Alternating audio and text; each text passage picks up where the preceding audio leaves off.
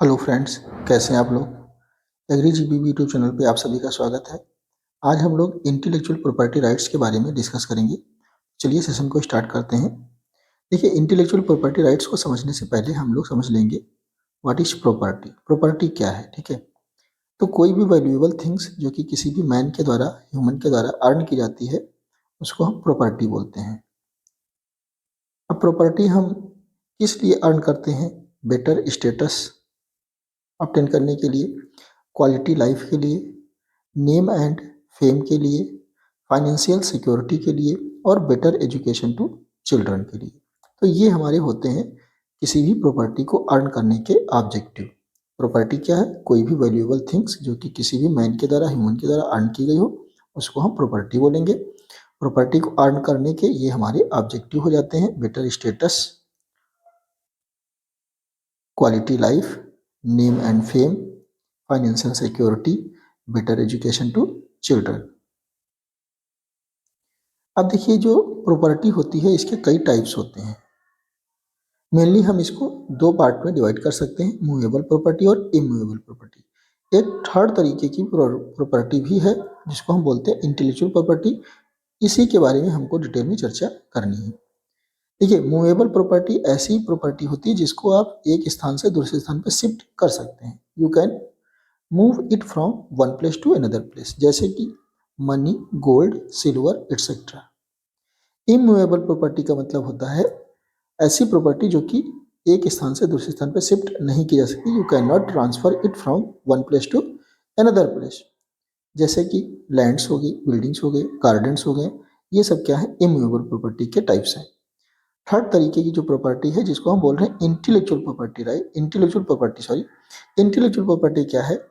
कोई भी product, process, idea जो कि आउटकम है ब्रेन का, ठीक है, और जो कि कॉमर्शियल लेवल पे जो है ह्यूमंस के लिए बेनिफिट प्रोवाइड कर सके, उसको हम क्या बोलेंगे? Intellectual property. मतलब मनुष्य के दिमाग से उत्पन्न कोई भी ऐसा प्रोडक्ट, कोई भी ऐसा प्रोसेस, कोई भी ऐसा आइडिया जिसको कि ह्यूमन के बेनिफिट के लिए कॉमर्शियली हम अप्लाई कर सकें, उसको हम बोलेंगे इंटेलेक्चुअल प्रॉपर्टी। तो इंटेलेक्चुअल प्रॉपर्टी जो output of human brain that is beneficial for humankind and that can be commercialized, ठीक है। अब देखिए, ये जो इंटेलेक्चुअल प्रॉपर्टी है ये हम मेजर करते हैं किस टर्म में? आइडिया के टर्म में, प्रोसेस के टर्म में, कॉन्सेप्ट के टर्म में, इनोवेशन के टर्म में एंड इन्वेंशन के टर्म में। अब इसमें रिक्वायरमेंट क्या होती है इंटेलेक्चुअल प्रॉपर्टी राइट्स के लिए? यहाँ पे रिक्वायरमेंट्स होती है इनपुट्स की, जैसे कि thinking, planning, fine tuning of new ideas, processes. तो ये सब चीज़ें हमको करनी पड़ती है। भाई, आप कोई चीज़ सोचेंगे नहीं, किसी चीज़ की प्लानिंग नहीं करेंगे, आइडिया जो आप जनरेट कर रहे हैं उसके साथ फाइन ट्यूनिंग नहीं होगी आपकी, तो इस तरीके से फिर इंटेलेक्चुअल प्रॉपर्टी जनरेट नहीं हो सकती। तो ये सारी चीज़ें रिक्वायर्ड होती हैं किसी भी इंटेलेक्चुअल प्रॉपर्टी के लिए। अब इंटेलेक्चुअल प्रॉपर्टी के लिए जो है कंसीडरेबल अमाउंट ऑफ फंड्स की भी जरूरत पड़ती है। जैसे अगर आपने कोई माइंड में कोई चीज़ सोचा, तो उसको अगर इनटेंजिबल फार्म से टेंजिबल फार्म में, मतलब अमूर्त रूप से मूर्त रूप में लाना है, तो उसके लिए आपको फंड की रिक्वायरमेंट होती है। भाई, कोई भी आपने मशीनरी का जो है डिजाइन डेवलप किया, लेकिन जब तक आप उसको जमीनी स्तर पे नहीं लेके आएंगे, तब तक उसको आप कॉमर्शियली कैसे अप्लाई करेंगे? तो आपके दिमाग में जो चीज़ें हैं उनको अगर आप मार्केट में नहीं लेके आ रहे हो, आप उनको जो है ह्यूमंस के लिए कॉमर्शलाइज नहीं कर रहे हो, तो फिर वो इंटेलेक्चुअल प्रॉपर्टी के अंतर्गत नहीं आएगा।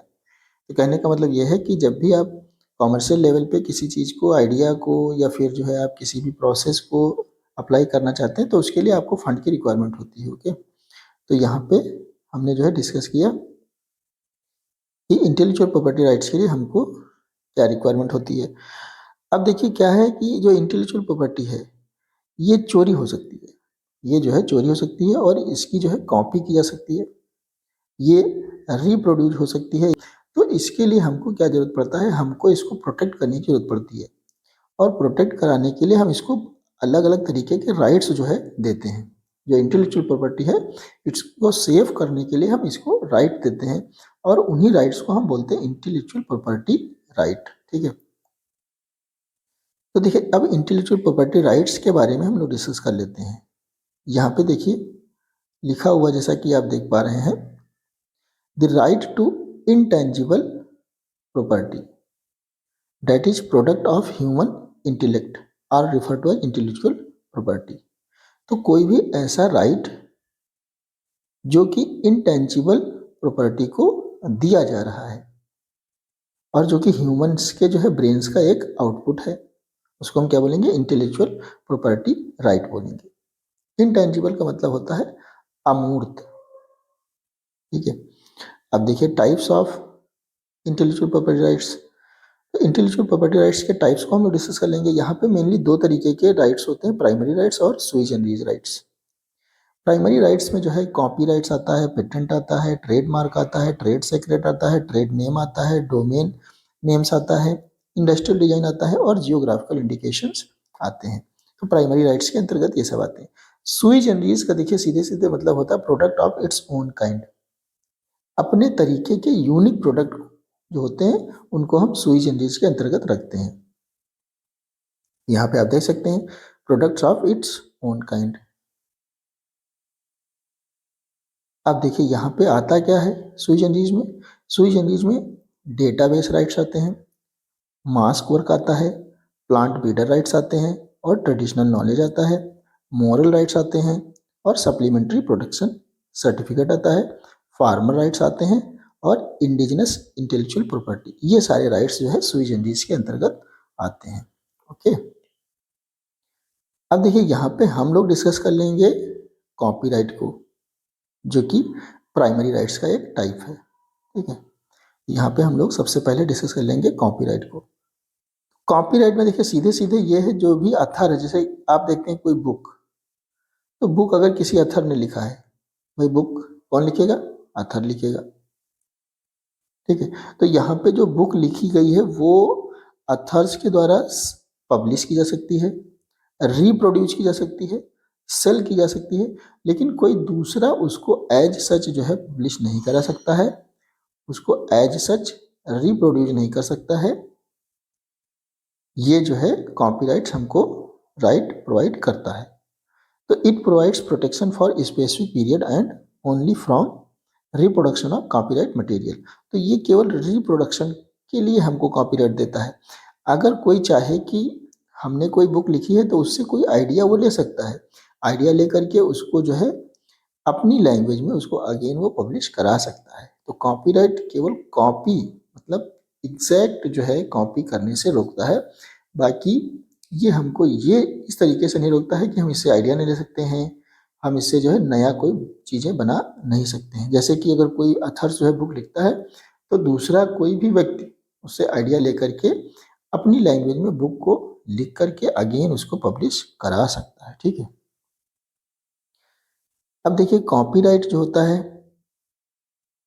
ये जैसा कि हमने आपको बताया कि ये अनदर किसी भी पर्सन को इस चीज़ से नहीं प्रिवेंट करता है, इस चीज़ से नहीं रोकता है कि वो उससे आइडिया या फिर इंफॉर्मेशन ले करके अपने नाम से कॉपीराइट कराए।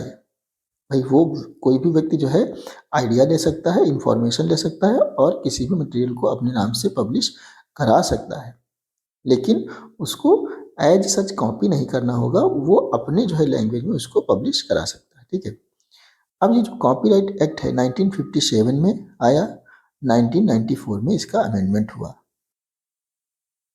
अब देखिए जो कॉपीराइट प्रोटेक्शन है कंप्यूटर सॉफ्टवेयर का, ये इंफॉर्मेशन एंड टेक्नोलॉजी एक्ट 2000 के अंतर्गत किया जाता है। जो कंप्यूटर सॉफ्टवेयर है इसका कॉपीराइट होगा, लेकिन ये अंतर्गत किसके आएगा, इंफॉर्मेशन एंड टेक्नोलॉजी एक्ट 2000 के अंतर्गत ये आएगा। समझ गए। अब देखिए बायोटेक्नोलॉजी में जो कॉपीराइट होता है, बायोटेक्नोलॉजी में भी कॉपीराइट होता है डीएनए सीक्वेंस का। अब सपोज दैट किसी भी डीएनए सीक्वेंस का किसी ने जो है कॉपीराइट करा लिया और वो ए प्रोटीन को बना रहा है, किसी व्यक्ति ने जो है किसी डीएनए सीक्वेंस को कॉपीराइट करा लिया और वो जो डीएनए सीक्वेंस है वो ए प्रोडक्ट या फिर ए प्रोटीन बना रहा है, कोई दूसरा भी व्यक्ति जो है ए प्रोटीन बनाने वाले डीएनए सीक्वेंस को कॉपीराइट करा सकता है, लेकिन ए प्रोटीन बनाने वाले डीएनए को इस तरीके से कॉपीराइट करा सकता है कि यहाँ पे ये माइनर चेंज कर देगा। जैसे किसी भी प्रोटीन में जो है बहुत सारे अमीनो एसिड जुड़े रहते हैं, जैसे यहाँ पे ग्लाइसिन एक अमीनो एसिड है।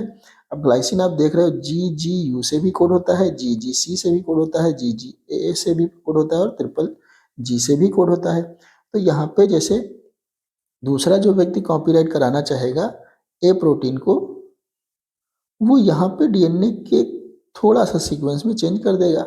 जैसे सपोज डेट पहले अथर ने जो है GGU जो है यूज किया था, दूसरे अथर ने क्या कर लिया है GGC यूज कर लिया। तो इस तरीके से वोबल प्रिंसिपल्स को जो है यूज करके सेम प्रोटीन कोड करने वाले डीएनए का अगेन कॉपीराइट लिया जा सकता है, वोबल जो है कॉन्सेप्ट को यूज करके।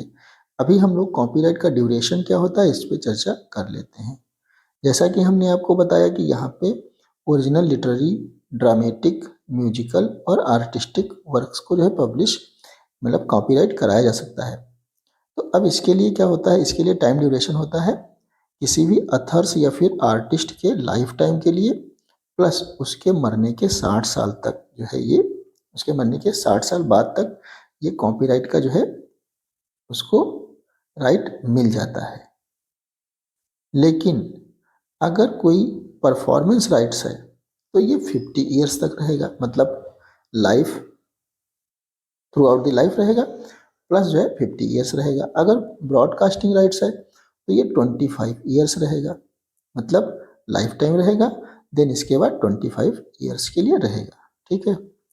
अब देखिए हमने जैसा कि आपको बता भी दिया है, फिर से अगेन जो है डिस्कस कर लेते हैं क्या क्या चीज़ें जो है कॉपीराइट के अंतर्गत प्रोटेक्ट की जा सकती हैं।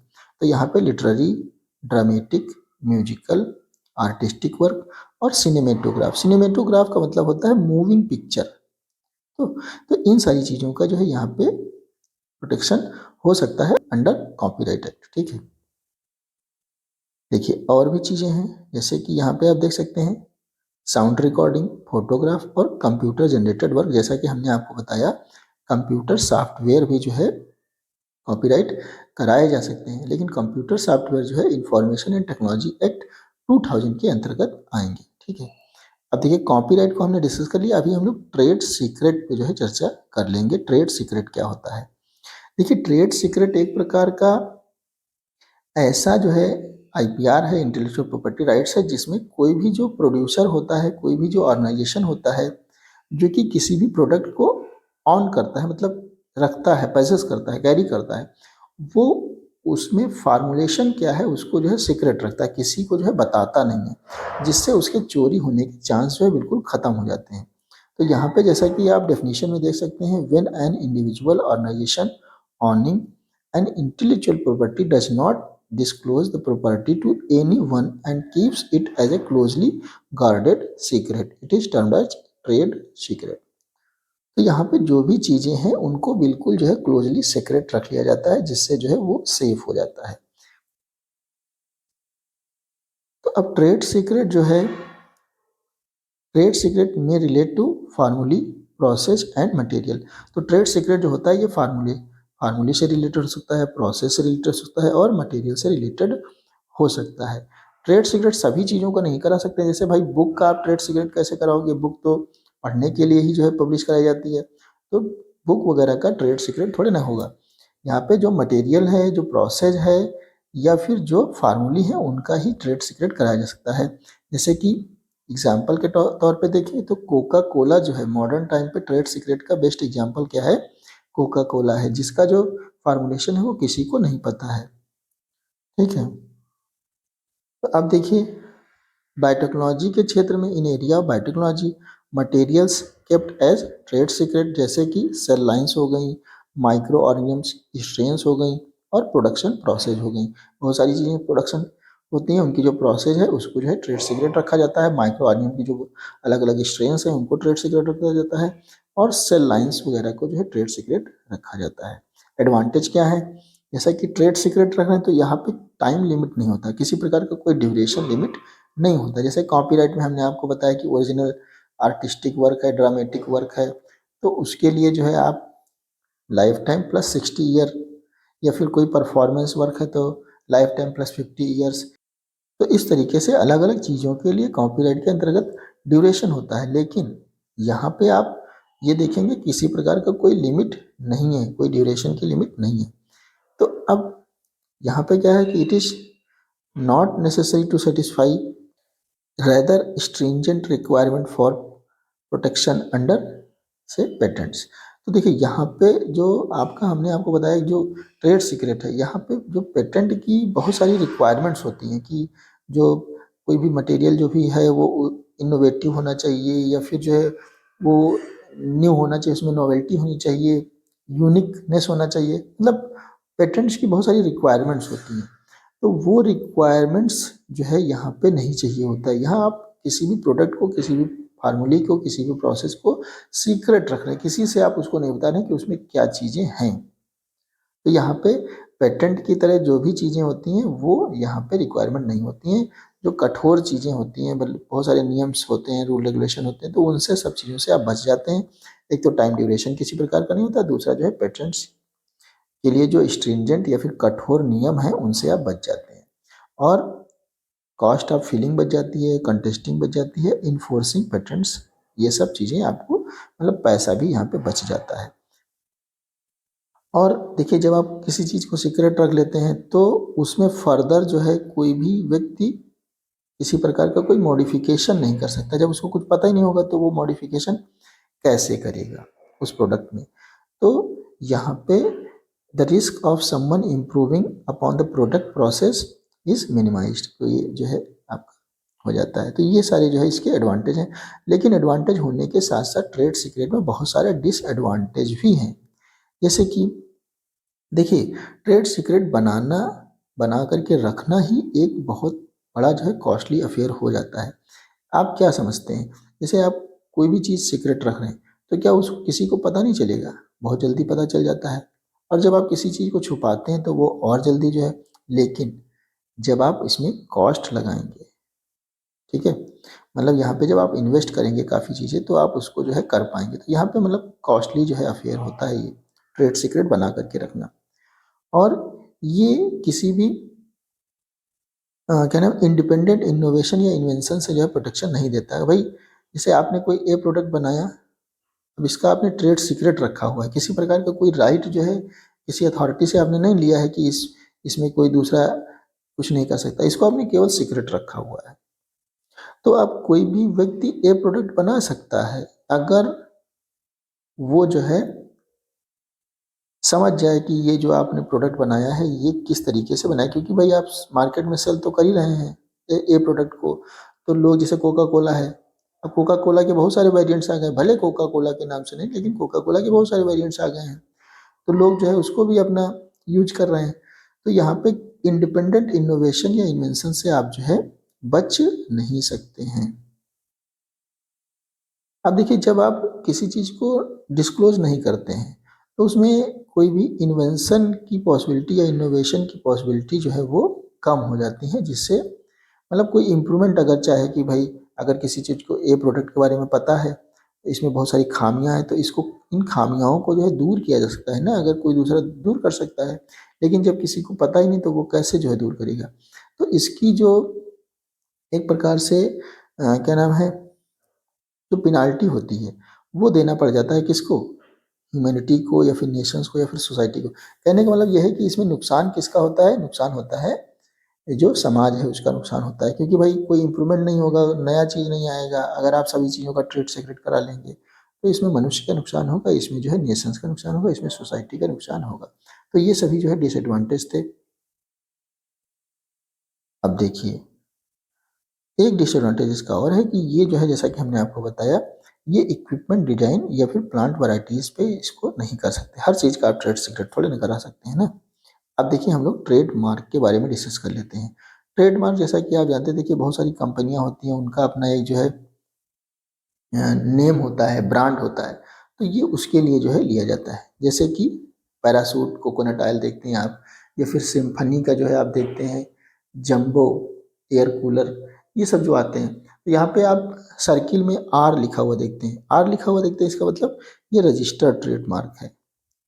अगर आप जो है देखते हैं टीएम, तो टीएम का मतलब होता है अनरजिस्टर्ड ट्रेडमार्क। और अगर एसएम देखते हैं तो ये सर्विस मार्क होता है, अनरजिस्टर्ड। ठीक है, तो ये तीन चीज़ें आपको देखने को आर देखने को मिलता है राउंड में, तो ये रजिस्टर्ड ट्रेडमार्क होता है। टीएम देखने को मिलता है तो ये अनरजिस्टर्ड ट्रेडमार्क होता है। और एसएम देखने को मिलता है सर्किल में, तो ये अनरजिस्टर्ड सर्विस ट्रेडमार्क होता है।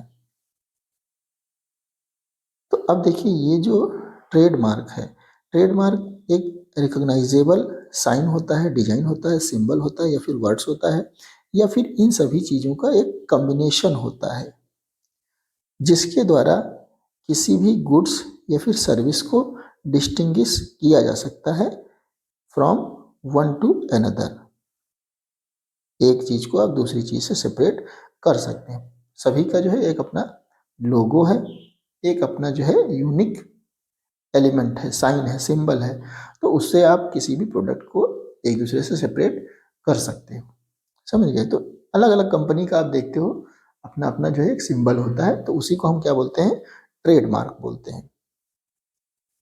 जैसे नाइक का जो है इस तरीके से आप देखते हैं ना, तो ये अपना अपना जो है ट्रेडमार्क होता है, लोगो होता है। तो यहाँ पे अब देख सकते हैं आप, ट्रेडमार्क जो होते हैं, trademarks are legally protected, which means that the owner of a trademark has the exclusive right to use it for their specific goals और सर्विस। तो ये जो होते हैं ये लीगली प्रोटेक्टेड होते हैं। यहाँ पे मतलब आप जो है लीगल प्रोटेक्शन लेते हैं, वैधानिक जो है आप प्रोटेक्शन ले लेते हैं। अगर इस अब जो है कोई दूसरा आपके लोगों को, आपके साइंस को यूज करता है, तो उसके खिलाफ जो है कार्रवाई हो सकती है। जैसे ट्रेड सीक्रेट में ऐसा नहीं है, जबकि यहाँ पे ट्रेड मार्क में आपका जो है ये आपको लीगल प्रोटेक्शन मिलता है, क्योंकि यहाँ पे आप फाइल करते हो चीजें नहीं। आप देखिए, this protection helps to prevent others from using a confusingly similar marks in a way that could mislead consumers। तो इस प्रोटेक्शन के थ्रू क्या होता है कि कोई दूसरा जो है आपके साइन सिंबल को जो है कंफ्यूजिंगली यूज नहीं कर सकता है, जो कि कंज्यूमर्स को जो है दिक्कत करे। ठीक है, हालांकि कुछ चीज़ें हैं जहाँ पे बहुत सारी चीज़ें आप देखते हैं थोड़ा सा नाम में वेरिएशन करके लोग जो है अपना सेल करते रहते हैं। मार्केट में बहुत सारी चीज़ें ऐसी चल रही हैं, स्पेशली जो है नाम लेना उचित नहीं है नहीं। अब देखते हैं आप, trademarks are typically registered with government authorities to ensure their legal protection. तो यहाँ पे आप गवर्नमेंट अथॉरिटीज से जो है प्रोटेक्शन लेते हैं। ट्रेडमार्क अलग अलग जो है स्टेट के लिए उसके ऑफिस हैं, अभी हम लोग डिस्कस करेंगे, है नहीं। तो अब देखिए यहाँ पे इंडिया में क्या है, in India trademark registration and related proceedings are administered by Controller General of Patents, Design and Trademark operating under Ministry of Commerce and Industry। तो जो इंडिया है यहाँ पे ट्रेडमार्क का रजिस्ट्रेशन है और इससे जो रिलेटेड प्रोसीडिंग्स हैं, ये जो है किसके अंतर्गत आती हैं? Controller general of patents, design and trademark. ये किसके अंतर्गत काम करता है? Ministry of commerce and industry.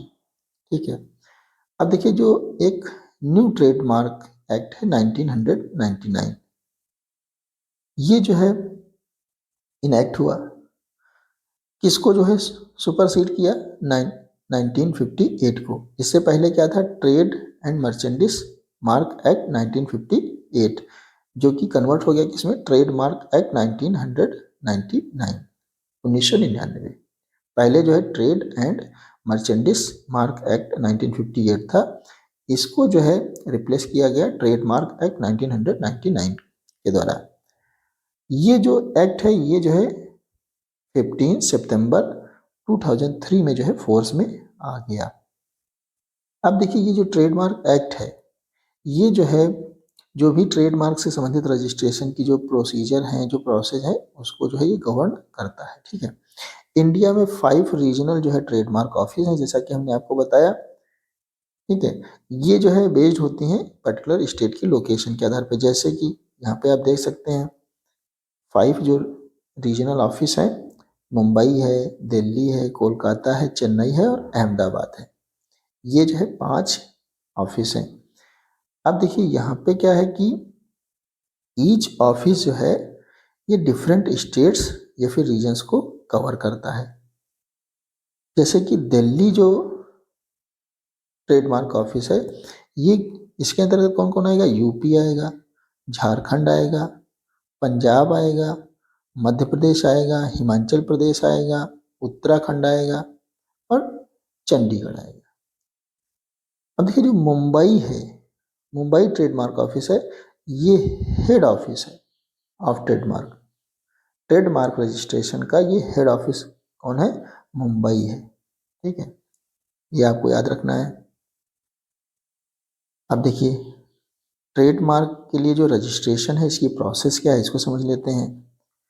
तो यहाँ पे सबसे पहले आप ट्रेडमार्क जो आप लेना चाह रहे हो, इसके लिए आप लोगो, सिंबल, साइन ये सब जो है आप चूज कर लोगे।